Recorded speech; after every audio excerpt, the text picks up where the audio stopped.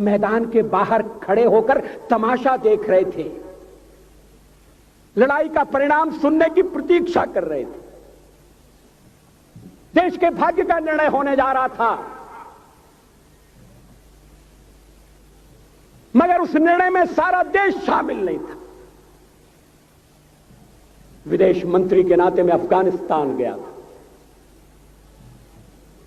आपको सुनकर ताज्जुब होगा, अफगानिस्तान के अपने मेजबानों से मैंने कहा मैं गजनी जाना चाहता हूं, गजनी।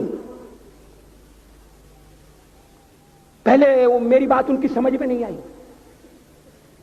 कहने लगे गजनी तो कोई टूरिस्ट स्पॉट नहीं है,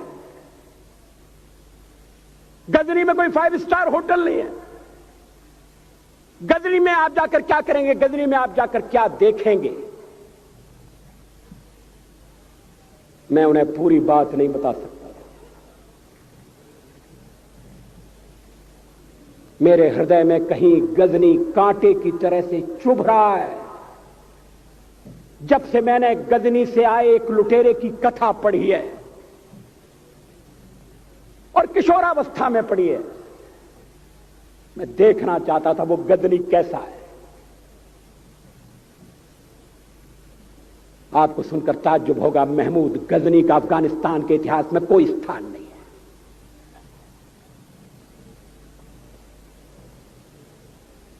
गजनी छोटी सी जगह है, छोटा सा गांव है। कल्पना करिए, सैकड़ों साल पहले वहां धूल उड़ती थी, झोंपड़ियां थी, मगर एक लुटेरा लुटेरों को इकट्ठा करता हुआ सोने की चिड़िया को लूटने के लिए चला आया। आपस की फूट से जो राजा है वो लड़ेगा, जो क्षत्रिय है वो लड़ेगा। हमने समाज के बहुत बड़े वर्ग को लड़ने के अधिकार से वंचित कर दिया। हमने उन्हें हथियार नहीं उठाने दिए। मार्शल नॉन मार्शल के आधार पर हमने समाज को बांट दिया। वो लुटेरा सोमनाथ के मंदिर तक चला गया। पुजारी देखते रहे। मंदिर की पूजा भक्तों को करना पड़ती है। मंदिर तो एक प्रेरणा का केंद्र है।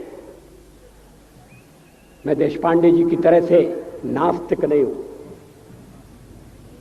मगर उनकी नास्तिकता में भी जो आस्तिकता है मैं उसका आदर करता हूं, उसका सम्मान करता हूं। वो जिस आत्मविश्वास से नास्तिक होने की बात कहते हैं, तो मैं उनसे कहना चाहता हूं वो सचमुच में नास्तिक नहीं है। जिसकी आस्तिकता है, जिसका विश्वास है, वो नास्तिक कैसे हो सकता है? विश्वास किसमें है ये बड़ी बात नहीं है, विश्वास है या नहीं। हमने समाज के बहुत से बड़े वर्ग को विश्वासहीन बना दिया।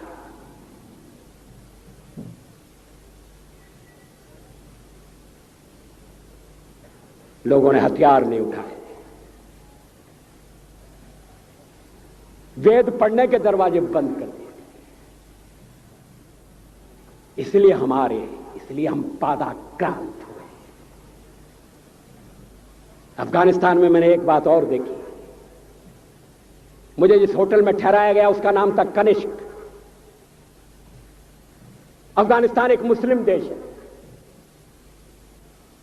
मुझे बड़ा ताज्जुब हुआ। मैंने कहा कनिष्क यहां कहां से आया? तो मेरे साथ अफगानिस्तान के विदेश मंत्री थे। मैंने कहा कनिष्क आपका कौन लगता है? कनिष्क से आपका क्या संबंध है? कहने लगे कनिष्क हमारा पूर्वज है, कनिष्क हमारा पुरखा है। He was one of our forefathers। मैंने कहा तब तो हमारे आपके पुरखे एक हैं। अफगानिस्तान के लोगों ने उपासना पद्धति बदली है, संस्कृति नहीं बदली। आज के भारत के परिवेश में यह सुनने के बाद थोड़ा विचित्र लगता है। हमारे यहां तो धर्मांतरण के साथ राष्ट्रांतरण होता है, ऐसा दृश्य दिखाई देता है। पड़ोसी देशों में ऐसा नहीं हुआ। अभी राम जन्मभूमि का मामला चल रहा है। एक विदेशी आए, कहने लगे ये राम जन्मभूमि का क्या झगड़ा है? हमने कहा इस पर विवाद हो रहा है कि श्री राम कहां पैदा हुए थे।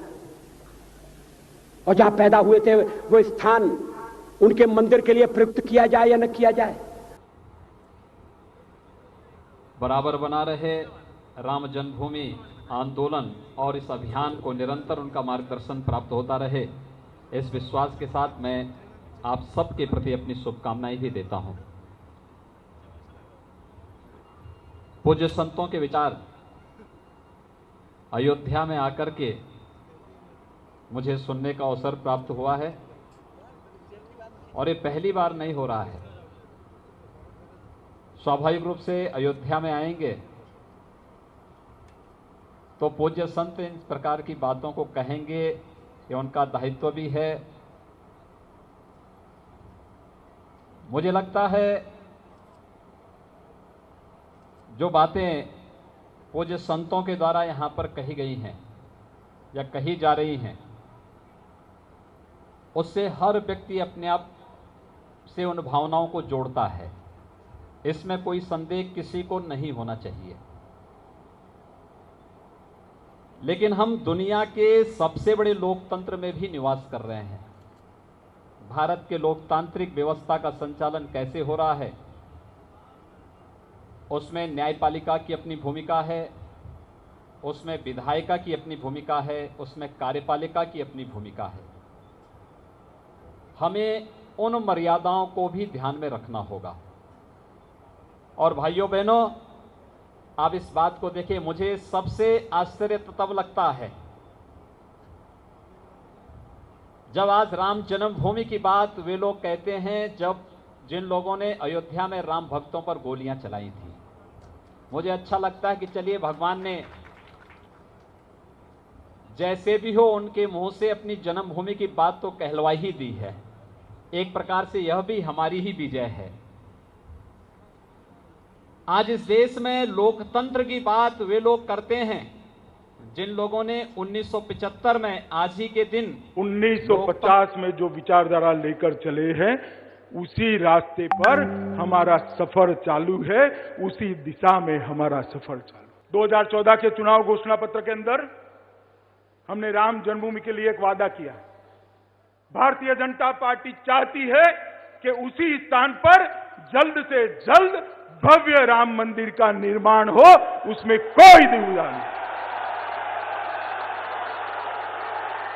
मित्रों, सुप्रीम कोर्ट में केस चल रहा है। हम प्रयास कर रहे हैं कि जल्द से जल्द केस का निपटारा हो। हमने कहा है कि संवैधानिक रूप से राम मंदिर का निर्माण होगा, मगर कांग्रेस पार्टी अंदर रोड़ा अटकाने का एक भी मौका जाने नहीं देती। गुजरात में चुनाव था, केस चलने को आया, किसी की ओर से अपीयर होकर कपिल सिब्बल कांग्रेस के बड़े नेता ने कहा कि केस को 2019 के बाद चलाइए। कांग्रेस पार्टी ने अपनी स्थिति स्पष्ट करनी चाहिए।